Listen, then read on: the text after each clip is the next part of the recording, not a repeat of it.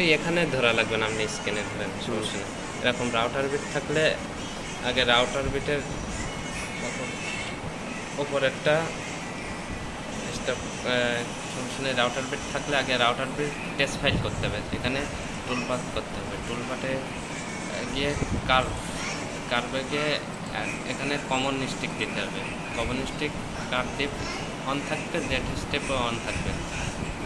ওকে, এবার এখানে টুলপাথ করতে হবে।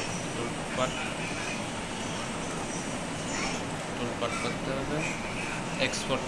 এবার এক্সপোর্ট করতে হবে। এখানে একটা ডেস্কটপে নিব, ডেস্কটপে একটা নিউ ফোল্ডার, এখানে টেস্ট ফাইল টি দিলাম, TFF test file, pick to the point, corner.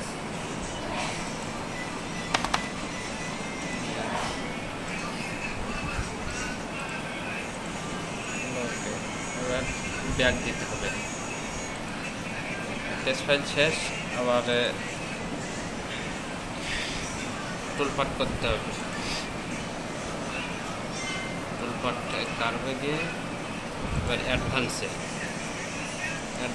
গিয়ে ধরো কাটার 22 মিনিট থাকবে, কাট ডিপ 9 থাকবে, যেটা ইচ্ছা যেরকম টিপ হবে এরকম দিয়ে ওকে দিলে এটা টুলপাথ করতে হবে। টুলপাথ মানে এক্সপোর্ট করতে হবে, চাপ দিয়ে টুলপাথে গিয়ে এক্সপোর্ট। এখানে এক্সপোর্ট রাউটার বিট, তাহলে আর রাউটার ধরো 22 মিলি দিছি না, 22 mm, pick to the point,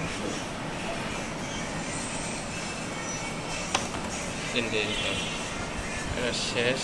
এবার ব্যাক চলে যেতে হবে। এবার আমার কি ডিজাইনে বল সিলেক্ট করতে হবে। সিলেক্ট করে বাইরের এটা ছেড়ে দিতে হবে, বাইরের বক্সটা ছেড়ে দিতে হবে। এটা তো টেস্ট ফাইল করছিলাম আর টুলপাথ করা হয়ে গেছে। এখন ডিজাইনে আমার শুধু ভিতরের এইটা নিতে হবে, নিয়ে এবার টুলপাথ করতে হবে। টুলপাথ ডিজাইন কার্ভে গিয়ে এখানে 22 মিলি থাকবে, সবগুলো এমন থাকবে, দিয়ে ওকে ডিজাইন। এবার এক্সপোর্ট করতে হবে, এটা সিলেক্ট করতে হবে, ঠিক আছে। এবার এক্সপোর্ট টুলপাথ, ডিজাইন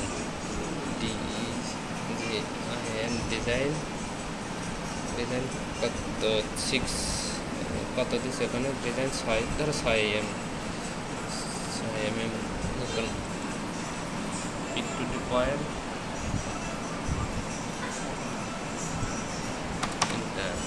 শেষ। এবার কি আমার জমিন টুলপাথ করতে হবে। জমিন পকেটে গিয়ে জমিন 6 mm দিয়ে করবো। কাটটিপও 6 থাকবে, এখানে জেডটিপও 6, এখানে স্পাইরাল, ফিনিশ টুলে 6, ওকে দেব। জমিন হয়ে গেছে। এবার জমিন ভিতরে নিয়ে যেতে হবে, ডিজাইনের ভিতরে নিয়ে গিয়ে এক্সপোর্ট করে দিতে হবে। এক্সপোর্ট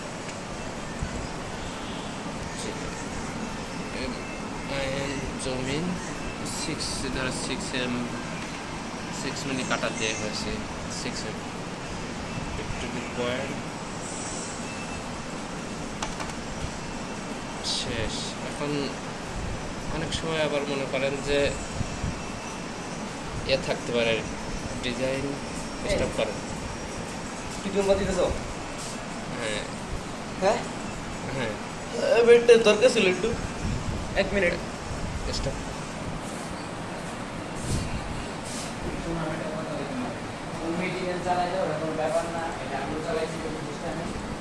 স্টপ করেন, স্টপ।